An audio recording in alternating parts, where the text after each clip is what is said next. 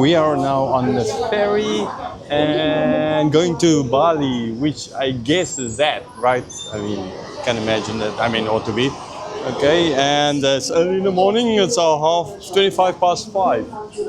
We are just arrived by train here and got tickets, and all is good. So let's continue. John chapter 12, verse 12.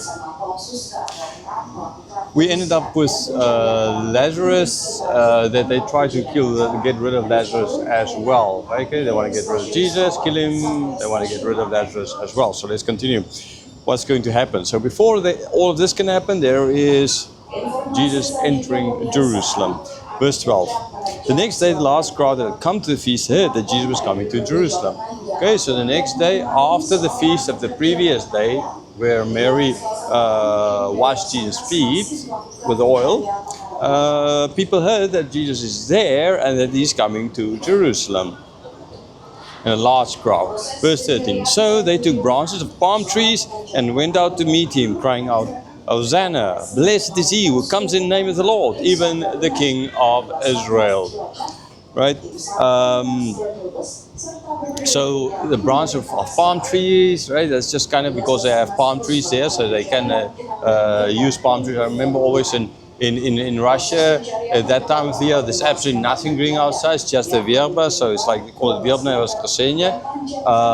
And so people will take these and sell these branches basically outside, and that's the only kind of thing, right? But here they had their palm trees, so they could cut down the branches, and I understand be crying out, Hosanna, blessed you come in the name of the Lord, even the King of Israel. So remember, these people here are crowds who came down. They came from outside to Jerusalem. So they were not people in Jerusalem. They were people coming for the Passover there. So they're not the local inhabitants of. You always need to just remember there's a difference between these people and that came for the Easter festival or the Passover festival, and Easter as we call it now, and those who were ultimately the inhabitants of the city.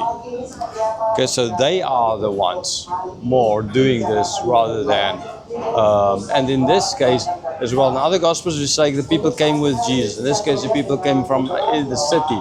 Now that does not mean that there were people coming with him, there were people coming from that side, people meeting each other. Okay, so as well, this is the idea of this is people coming out of Jerusalem to meet the King, because this is ultimately, even when Jesus comes back for the second coming, is that we will go to meet him outside the city, right?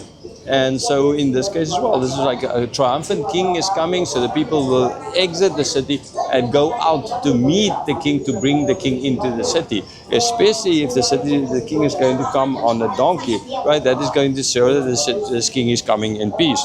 So they are now worshipping Jesus, saying he is the king of Israel. Verse 14. And Jesus found a young donkey and sat on it, just as it is written, Fear not, daughter of Zion, behold, your king is coming, sitting on a donkey's colt. So the donkey, we see in other Gospels explained where he found the donkey. Here it's not the important part is how and where he found the donkey. Here it's just a question, he found the donkey, he sat on the donkey, and it's a fulfillment of prophecy, fulfillment of that the daughter of Zion, that's Jerusalem, need not fear, the king is coming. Why need not fear? Because he's coming in a donkey, right? Like I already explained, if they come in a war horse, then that means war. If he comes on a donkey, that means peace. And this is what he came here on a donkey. So they need not fear. The king is coming not to destroy, but to save ultimately. Verse 16. His disciples did not understand these things at first, but when Jesus was glorified, then they remembered that these things had been written about him and had been done to him. Okay, so here we are again back to the idea of knowledge. They did not understand. They didn't understand yet, right? At this moment, they did not understand. Like everybody else, they did not understand. It would take time for them to understand. So again, John taking away, they say, we didn't understand, and you didn't understand, so it's fine. Yes, you crucified him. Yes, you're guilty of all of that. But even we didn't, the close people. I spoke a lot about that already, but this is a theme that John keeps on coming up. Especially the closer it gets to his crucifixion, the more he's going to speak about not understanding. It's only after Jesus was glorified. So his death on the cross, and ultimately his resurrection, and then the outpouring of the Spirit. So after all of these things happened, Jesus being glorified, and then they understood that it was written. Then they understood that this had to happen, that he had to die in the way it happened, because it was prophesied. That's they didn't. It was all what this happening for them was as well one big secret, one big thing. It was not.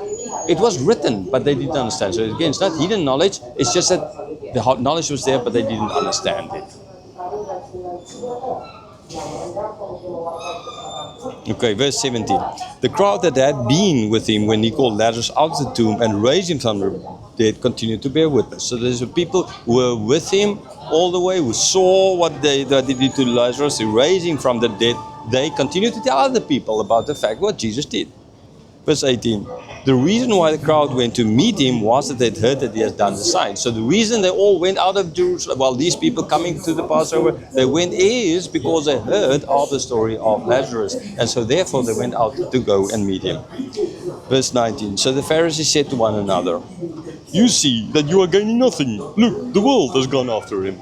So their reaction to that was, oh, look, they're speaking to each other, the Pharisees. Now it's the main group basically pushing this. They say like, we're getting nowhere. We're trying to kill him. We can't kill him. The whole world is going after him, right? The whole world. Now, I understand. I said in the introduction part as well. That doesn't mean people from South America went after him, or even everybody in the city went after him. But it's just to show, oh, the whole world is going like you're trying to really press a point. That is all that he's trying to do here, right? And so yes, clearly.